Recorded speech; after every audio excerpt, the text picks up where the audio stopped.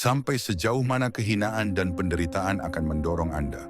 Suryadi, seorang ayah yang hidup dalam kemiskinan akut, dipaksa menelan hinaan tajam dan mengais sisa makanan demi keluarga kecilnya yang sakit.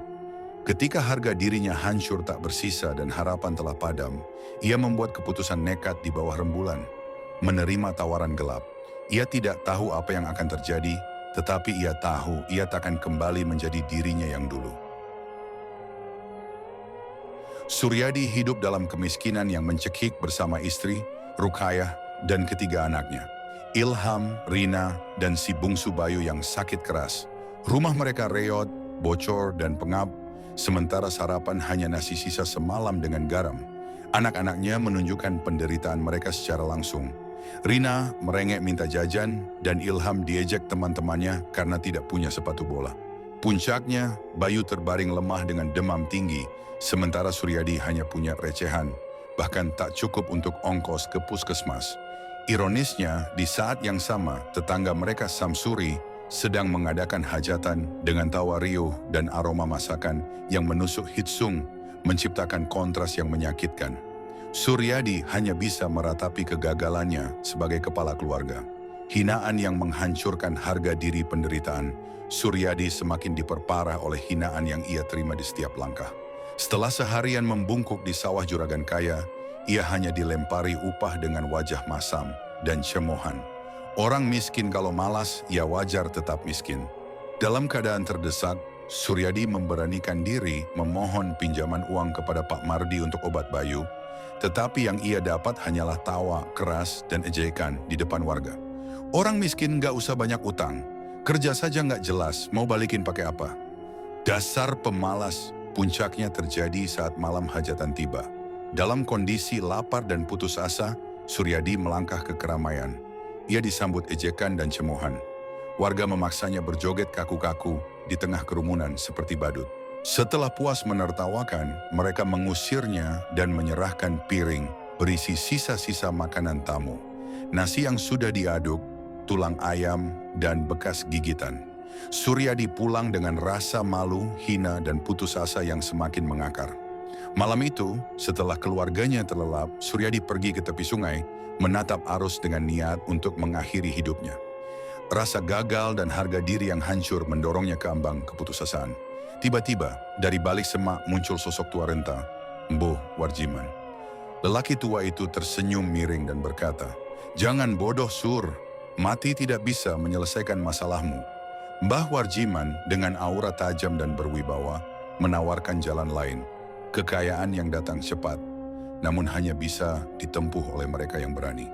Suryadi dengan hati berkecamuk dan didorong bayangan penderitaan anak-anaknya, mengangguk. Mereka berjalan ke sebuah gubuk reot di pinggir hutan yang dipenuhi bau kemenyan. Keris berkarat dan mangkuk berisi darah ayam menghitam. Mbah Warjiman menjelaskan, kekayaan bisa datang cepat, tapi ada harga yang harus dibayar. Mbah Warjiman memulai ritual. Asap kemenyan mengepul saat ia melafalkan mantra-mantra aneh. Suryadi disuruh memejamkan mata, membayangkan kebahagiaan keluarganya. Namun di dalam gelap ia justru mendengar ringkikan bercampur geraman yang asing. Dalam penglihatan itu ia seolah melihat seekor babi besar dengan mata merah menyala menatap lurus ke arahnya. Hawa panas menusuk, lalu berganti dingin yang merayap ke tulang. Mbah Warjiman berbisik, itu tanda mereka sudah datang. Suryadi ambruk tak sadarkan diri di lantai, menyadari ia telah melangkah ke jalan yang tak bisa diputar kembali. Malam berikutnya, Suryadi sendirian di rumah, melakukan ritual sesuai tata cara Mbah Warjiman, meskipun hatinya masih berkecamuk, membayangkan bertukar raga dengan babi. Ia melafalkan mantra hingga ambruk tak sadarkan diri. Dari sudut gelap ruangan, seekor babi hitam pekat muncul, tubuhnya besar, matanya merah menyala. Babi itu berhenti di depan tubuh Suryadi yang tergeletak, lalu lenyap di telan malam. Menjelang subuh, Suryadi terbangun dan terperangah. Lembaran-lembaran uang berserakan di lantai, banyak sekali, lusuh dan baru. Rasa takut dan ngeri menyelimutinya, namun di balik itu ada rasa puas karena ia kini bisa memberi keluarganya kehidupan yang layak. Ia sadar, malam ini hanyalah awal dari sesuatu yang jauh lebih gelap.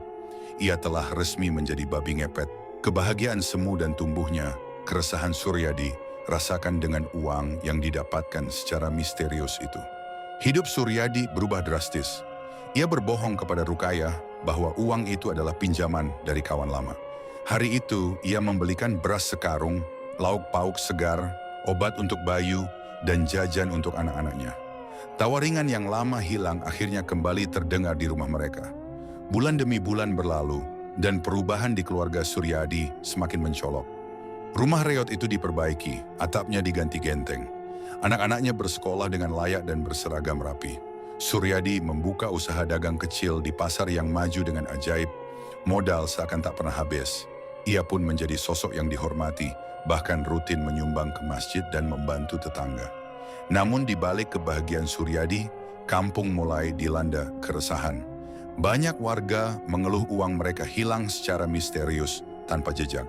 Tabungan raib dari kaleng biskuit di bawah dipan, uang belanja lenyap dari lipatan kain, bahkan uang di dompet di bawah bantal pun hilang.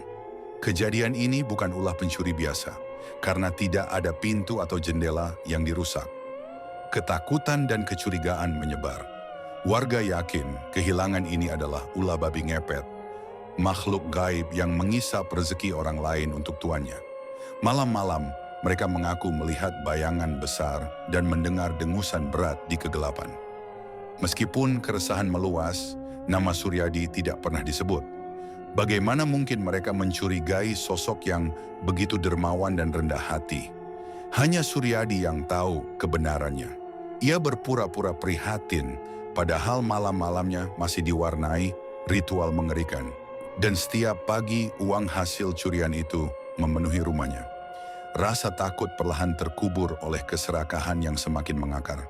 Keresahan akhirnya memuncak, mendorong tokoh masyarakat mendatangi seorang kiai terkenal dari kampung seberang. Kiai itu membenarkan dugaan warga. Di kampung ini ada yang memelihara babi ngepet. Rezekinya bertambah, tapi kalian yang lain kehilangan milik kalian.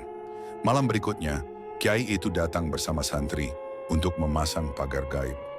Tengah malam, sesuai prediksi, anjing-anjing menggonggong dan terdengar dengusan berat serta langkah menghentak. Warga berhamburan membawa obor mengejar bayangan hitam berlari. Babi hitam itu berlari panik, terhuyung-huyung, seakan terperangkap oleh pagar gaib. Dalam kepanikan, hewan itu berlari lurus menuju rumah Suryadi dan lenyap begitu saja. Warga mendobrak pintu. Di ruang tengah, mereka mendapati Suryadi tergeletak pingsan, dikelilingi benda-benda ritual, kemenyan yang masih menyala, sesaji dan kain hitam melingkari tubuhnya. Wajah warga berubah murka. Tanpa ampun mereka menyeret tubuh pingsan Suryadi keluar rumah menuju lapangan desa. Jeritan Rukayah dan tangisan histeris anak-anaknya memohon belas kasihan tidak digubris. Di bawah sorot obor yang bergoyang, Suryadi diikat kuat pada batang pohon besar di tengah lapangan. Dari kejauhan di balik kegelapan, sepasang mata merah berkilat menatap. Seekor babi hitam berdiri diam, menyaksikan Suryadi yang terikat, sebelum perlahan lenyap di telan malam. Suryadi tidak pernah sadar dari pingsannya. Ia terkulai lemas, napasnya perlahan berhenti sama sekali. Warga membiarkan mayatnya terikat di sana hingga keesokan paginya, lalu menolak menyentuhnya karena jijik. Rukayah yang hancur akhirnya menggali tanah sendiri di belakang rumah untuk menguburkan suaminya tanpa doa dan tanpa adat, disaksikan tangisan anak-anaknya. Setelah itu hidup keluarga Suryadi hancur total. Rukayah jatuh ke jurang depresi berat, sering meracau dan menjerit. Anak-anaknya menderita kelaparan, terasing, dan malu dengan cibiran tetangga. Rukayah akhirnya meninggal dalam kesedihan yang mendalam. Saat itu juga, harta dan aset yang dulu ada lenyap, tak berbekas. Anak-anaknya diselamatkan oleh saudara jauh keluar kota, meninggalkan rumah reot itu. Yang lebih mengerikan, jiwa Suryadi terjebak dalam tubuh babi ngepet. Malam-malam ia meraung lirih, dipaksa berkeliaran di sekitar rumahnya. Ia hanya bisa melihat anak-anaknya tidur lapar dan istrinya menangis. Namun setiap kali mencoba mendekat, tubuh babi itu hanya mendatangkan ketakutan dan lemparan batu dari anak sulungnya. Suryadi, yang kini terkutuk sebagai babi, terikat selamanya di kampung itu oleh pagar gaib. Malam-malamnya dipenuhi raungan lirih dan dengusan yang menggema. Sejak kematian Rukayah, teror melanda kampung. Orang pertama yang ditemukan tewas adalah Pak Raji, lelaki yang paling lantang mengikat Suryadi. Tubuhnya ditemukan terkoyak dengan jejak kaki aneh, besar dan berat mirip babi. Seminggu kemudian giliran Bu Jirah yang dulu menghina Rukayah ditemukan tewas di ruang tamu dengan bekas cakaran dalam dan mulut berbusa. Kematian ini membuat warga panik. Mereka tahu ini adalah hutang darah yang ditagih. Suara gedoran pintu, jeritan, dan dengusan berat semakin sering terdengar di malam hari. Beberapa orang bersumpah melihat babi hitam raksasa dengan mata merah menyala menatap lurus dari bawah pohon kutukan. Kampung itu kini hidup dalam ketakutan yang tak pernah reda. Dendam Suryadi, sang babi ngepet yang terperangkap, baru saja dimulai. 6 bulan di desa, Paman tidak menghapus trauma Ilham dan Rina. Meskipun rumah baru terasa lebih aman, duka lama tetap membayangi dan tragedi kembali menyapa. Hanya sebulan setelah mereka pindah, Bayu, si bungsu yang lemah, jatuh sakit parah dan mengembuskan napas terakhir dalam kesunyian. Kematian Bayu semakin menorehkan rasa bersalah mendalam di hati Ilham dan Rina. Waktu berlalu, tetapi bayangan babi hitam bermata merah mulai menghantui tidur mereka. Sesekali mereka mendengar dengusan berat dan mencium bau busuk yang terasa familiar, seakan ayah mereka masih mengawasi, namun dalam wujud yang mengerikan. Rina dan Ilham saling berbagi bisikan ngeri. Aku merasa bapak masih hidup, tapi apa yang terjadi padanya? 5 tahun berlalu, mengubah mereka menjadi remaja yang matang, tetapi rasa penasaran dan takut tak pernah pudar. Akhirnya Ilham memutuskan, kita harus kembali, kita harus tahu apa yang sebenarnya terjadi dengan bapak. Semua rasa takut ini tidak bisa terus menguasai kita. Dengan tekad bulat, demi Bayu, demi Bapa, dan demi kedamaian batin mereka, Ilham dan Rina berpamitan pada Paman dan naik bos, kembali ke kampung yang penuh kutukan. 2 hari setelah anak-anaknya pergi, amarah dan dendam Suryadi, yang kini menjadi babi ngepet, meledak. Ia memulai kampanye teror brutal untuk menagih hutang darah. Malam pertama, ia menyelinap ke rumah Pak Mardi, si rentenir yang pernah menghina. Suryadi tidak hanya mencuri, ia mengacak-acak, memecahkan barang, dan menggeram hingga Pak Mardi nyaris gila ketakutan, terkunci di pojok kamar. Malam berikutnya, giliran Bu Ranti yang harus membayar. Suryadi menerkam Bu Ranti hingga tubuhnya terpental ke belakang, kepalanya menghantam siku meja, dan darah mengalir membasahi lantai, meninggalkannya dalam keadaan tak sadarkan diri. Klimaks dendamnya ditujukan pada Pak Tarmo, yang pernah menertawakannya dan menyuruhnya menari demi sesuap nasi. Amarah membimbing Suryadi ke kandang ternak Pak Tarmo. Dalam sekejap, ia menyeret ternak keluar dan menghancurkan tubuhnya di tengah hutan. Ketika Pak Tarmo mengejar, ia terpeleset.